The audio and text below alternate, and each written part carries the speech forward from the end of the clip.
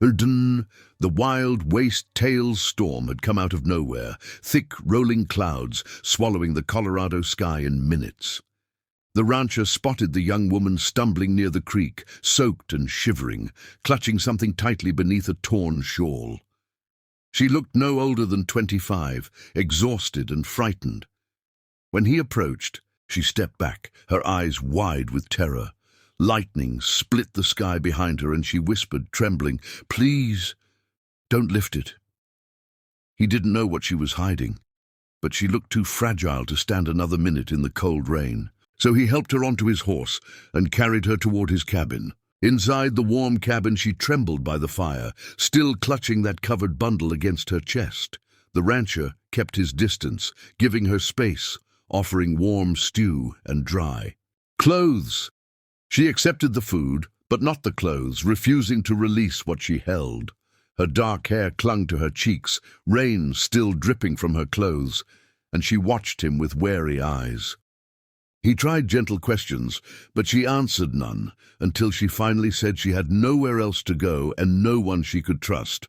Her voice cracked with exhaustion. When the thunder eased, she shifted as if preparing to leave, but her steps were unsteady. The rancher blocked the door, not to trap her, but to stop her from walking into danger again. He spoke quietly, telling her she could stay until morning. She hesitated, then nodded, leaning weakly against the wall. As she moved, he noticed blood on her sleeve. She tried to hide it, gripping the covered object tighter. He took a cautious step forward and offered help, but she shook her head desperately. "Please, don't lift it. You won't understand." The pain in her voice made him pause. She grew paler by the minute, her breathing turning shallow. It became clear she wasn't just scared, she was injured. When she finally collapsed beside the hearth, he caught her just before she hit the floor. The bundle slipped from her arms, landing on a blanket. Her eyes flew open in panic, pleading with him not to touch it, but blood was soaking through her sleeve and dripping onto the floor. Torn between respecting her fear and saving her life, he gently pulled back her coat sleeve. A deep gash ran along her arm, likely from a trap or rugged cliffside. She'd lost too much blood already, and the cold storm had worsened her condition. He carried her to the table and lit another lamp. She stirred weakly, whispering that she was sorry for He told her she wasn't trouble at all. As he cleaned her wound, she watched him carefully, studying his expression as if searching for betrayal. But all he offered was steady, quiet care. Her shoulders relaxed, bit by bit, though her hand still reached for the bundle on the floor. After bandaging her arm, he set a blanket around her. Only then did he kneel beside the mysterious bundle.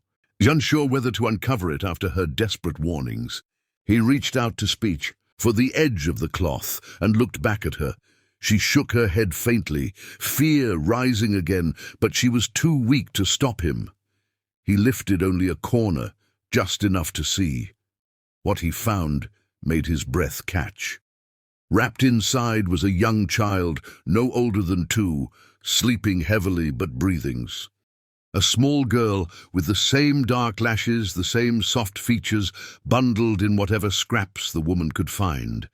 Shock froze him, not because of the child, but because the woman had protected her through a storm that could have killed them both.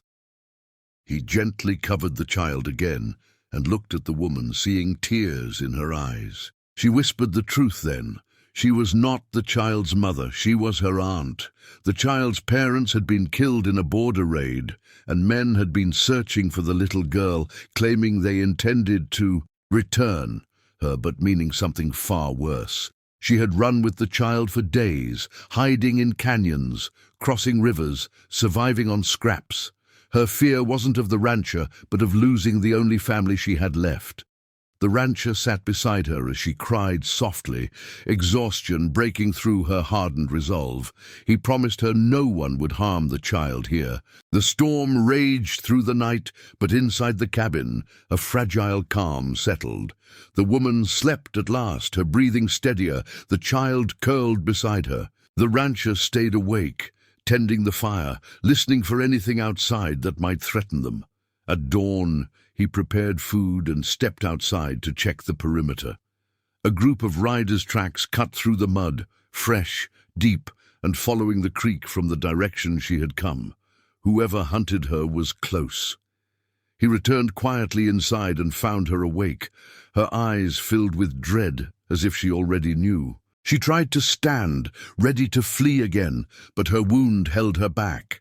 He placed a hand on her shoulder gently but firmly, telling her she wasn't going anywhere, not while injured, not while the child slept safely by the fire. His voice held a calm certainty she didn't expect. She asked why he would help them, strangers he'd never seen before. He said some things didn't require a reason. Some people deserved protection simply because they were human, alone, and hunted without cause. His sincerity broke something inside her walls, and she lowered her gaze, fighting tears again. As the sun climbed higher, the riders reappeared, their silhouettes crossing the ridge. The woman tensed, clutching the child instinctively. The rancher stood in the doorway, watching the riders without flinching. They rode closer, 3 men armed heavily and wearing expressions dark with intent. When they dismounted and demanded the woman be handed over, the rancher stood firm. His voice was steady, calm, but unmovable. He said there was no one here by that description and no child in danger. The men threatened him, hinted at consequences, but he didn't budge. Eventually, the riders left, though not happily, promising, "Please, don't lift it." She begged, but the rancher did, and froze in shock. Wild West stories. Oh, return. The woman trembled as they disappeared into the distance. She thanked the rancher, but he shook his head, saying he'd only done what any decent man would. She quietly corrected him. Not everyone would have risked themselves for strangers. She told him her name, something she hadn't dared share before, and for the first time since arriving, she smiled. Small, tired, but real.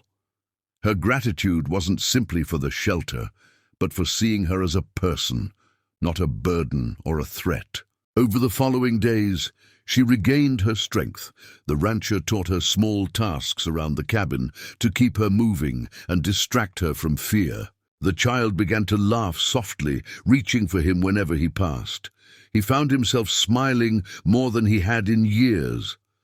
Something gentle grew between the 3 of them, a quiet, unexpected bond formed not from romance, but from survival and trust.